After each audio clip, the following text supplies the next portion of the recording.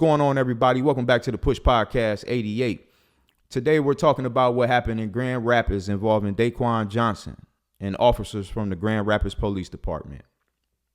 This episode isn't about emotion. It's not about picking sides. It's about slowing things down and looking carefully at what we can actually see. Because sometimes what we're told and what we observe don't fully align. And that matters.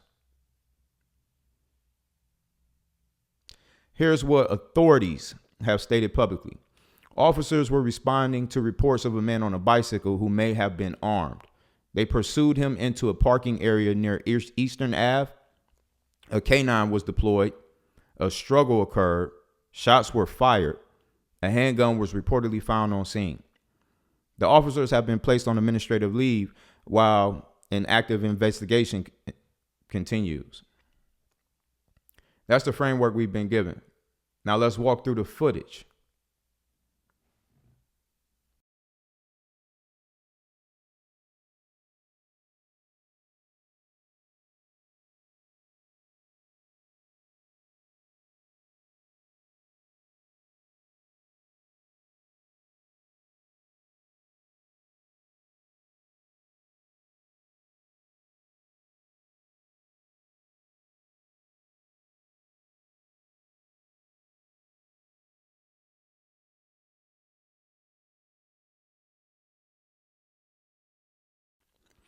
You see a man on a bicycle. He appears to be evading police. He reaches what looks like a dead end.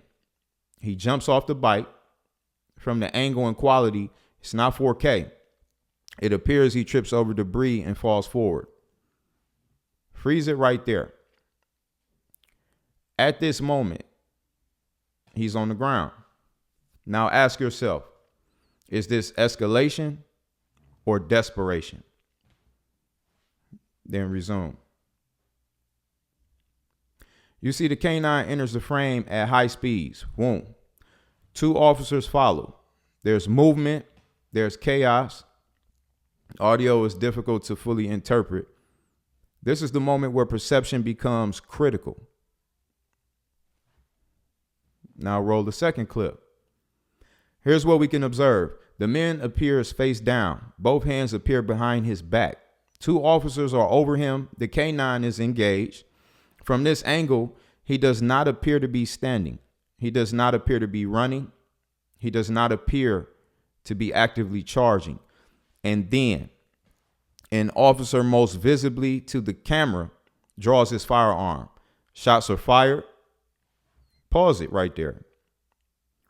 At this point, his body appears medically unstable. And yet the canine remains engaged while officers move out of frame. That visual right there is what has ignited the community. Let me be very clear. Video can be misleading. Angles matter. Officers make split-second decisions. But here's the part we cannot ignore. When someone appears subdued, when someone appears prone, when someone's hands are restrained or appear to be restrained, deadly force demands the highest level of scrutiny. Not assumption, not automatic trust, scrutiny. Policing systems tell us to trust internal review processes, but historically, across cities, across decades, internal investigations often clear officers. That doesn't mean every officer is corrupt, but it does mean systems protect themselves. And that's where public accountability comes in. If deadly force is used, the burden of clarity should be overwhelming, not hazy, not partial, not selectively released, overwhelming. Under constitutional standards, deadly force is justified when an officer reasonably believes there is an imminent threat of serious bodily harm or death. So the core question becomes, at this exact moment, those shots were fired. Was there an imminent threat? Not 5 seconds before, not what might have been in his waistband, not what was allegedly found later, at this moment. That's what investigators and potential prosecutors will have to determine. So now I bring this to you. Watch the footage carefully, slow it down, remove emotion, remove loyalty to uniform, remove loyalty to outrage. Just look and ask yourself, was this justified? Should charges be filed? Or was this a tragic but lawful use of force? Comment below, because conversations like this only matter if we're willing to have them honestly. If anything, this moment reminds us of something deeper. Transparency shouldn't be demanded after tragedy. It should be built into the system. Trust shouldn't be blind. It should be earned continuously.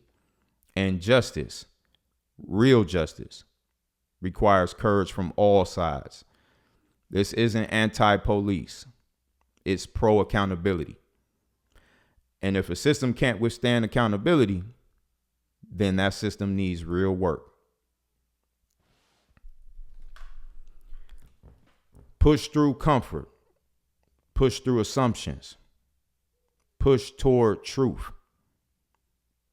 This is the Push Podcast 88. I'll see you all in the comments. Thank you for tuning in to this episode of The Push Podcast. We hope you found inspiration and valuable insights to help you on your journey. If you enjoyed the conversation, please take a moment to like, subscribe, and follow us on social media for more updates. Remember, every step forward counts, so keep pushing forward. See you next time.